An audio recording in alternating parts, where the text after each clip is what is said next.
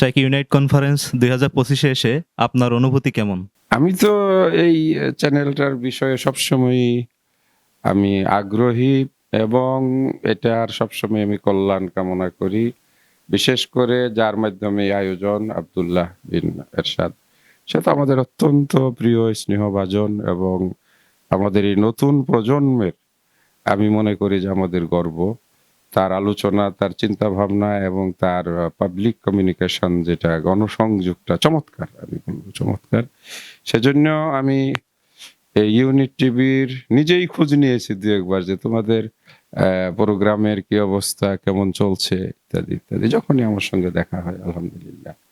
এবং আমি সবসময় উৎসাহিত করি যে না এটা চালিয়ে যাও। আমাদের কাউকে না কাউকে একটু উদ্যোগী হতে হবে। হ্যাঁ? উদ্যোক্তা না হলে আসলে কোনো কিছুতে সফলতা আসে না। তো আমাদের মধ্যে যারা এই ধরনের উদ্যোগ গ্রহণ করছে আমি তাদেরকে মোস্ট ওয়েলকাম করি। আমি তাদেরকে উৎসাহিত করি তারা যেন আরো সাহসিকতার সঙ্গে এই কাজগুলো এগিয়ে নিয়ে যায় ইনশাআল্লাহ। দর্শক ইউনাইট টিভিতে আপনার নিয়মিত আলোচনা দেখতে চাই। এ ব্যাপারে আপনার অভিমত কি?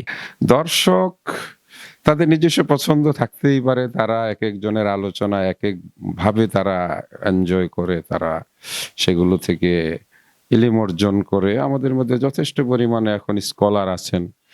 যারা অত্যন্ত গুরুত্বপূর্ণ আলোচনা রাখেন। যুবকদের মধ্যে অনেকে আছেন। প্রবীণদের মধ্যে মাশাআল্লাহ ইতিমধ্যে এ গ্রুপ অফ স্কলারস যারা ইসলামিক জ্ঞানে অত্যন্ত একটা উঁচু মর্যাদায় আছেন। দর্শকরা যাকে যেভাবে চাইবে সেটাই। আমাকে যদি দর্শকরা পছন্দ করে হয়তো আসা যাবে। তবে আমি একটু ব্যস্ত বেশি। আমার নিজস্ব একটা দায়িত্ব আছে যেহেতু আমি চাকুরি করি। পাশাপাশি বিভিন্ন কর্মকাণ্ডের সাথে জড়িত স্পেশালি বলতে পারি বাংলাদেশ জামিয়াতে আহলে হাদিসের কেন্দ্রীয় কমিটির সাথে আছি বিধায় আমাকে একটু সাংগঠনিক প্রোগ্রামে ব্যস্ত থাকতে হয়। তো আমাকে সময় দিয়ে ডাকলে ইনশাআল্লাহ আমি দর্শকদের সাথে সামনে আসতে আমার কোনো আপত্তি নেই। ইনশাআল্লাহ। ইউনাইট টিভিকে আগামীতে কোন পর্যায়ে দেখতে চাচ্ছেন? আগামীতে এক কথায় যদি বলি একটা পরিপূর্ণ টিভি চ্যানেল।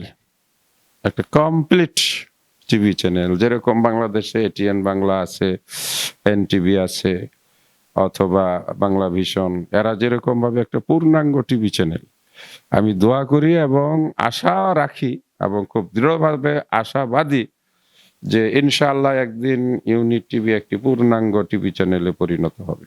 এটা আমার আশা। বর্তমান সমাজে তরুণদের নৈতিক অবক্ষয় রোধে ইসলাম কি ভূমিকা রাখতে পারে?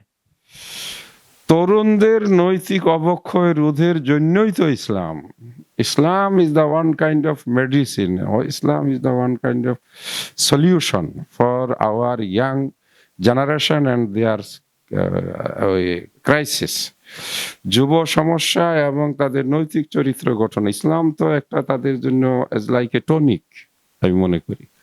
আল্লাহ সুবহানাহু ওয়া তাআলা যে জীবন বিধান দিয়েছেন আমি তো আমার আলোচনায় বলি যে মূলত যুবকদেরকেই তো তৈরি করার জন্য। আমরা যদি একটু বলি যে আমরা যে আলোচনাটা রাখি একজন বয়োবৃদ্ধ ৭০ বছরের বয়স্ক মানুষ এই নাসিহা শুনে আল্লাহ যদি তার হায়াত ৭২ বছর রাখেন তো ২ বছর সে আমল করলো।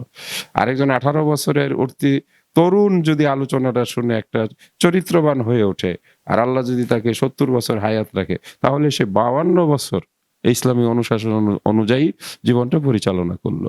শুধু তাই নয় একজন যুবক যদি সচ্চরিত্রবান হয় তাহলে তার আশেপাশের পরিবেশটাকেও সে সুন্দর করতে পারে।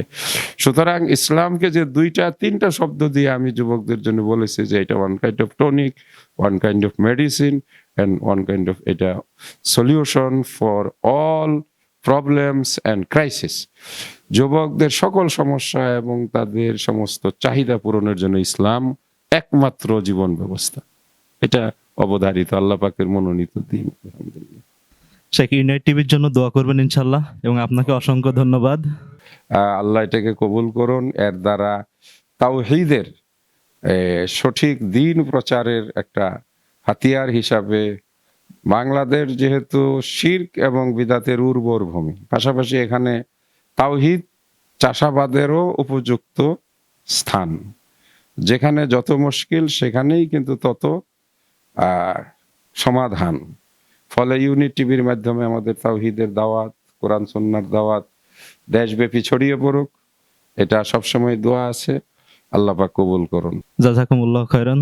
আসসালামু আলাইকুম। শুকরান, শুকরান ভাইজান, শুকরান লাকুম। আপনাদেরকেও ধন্যবাদ।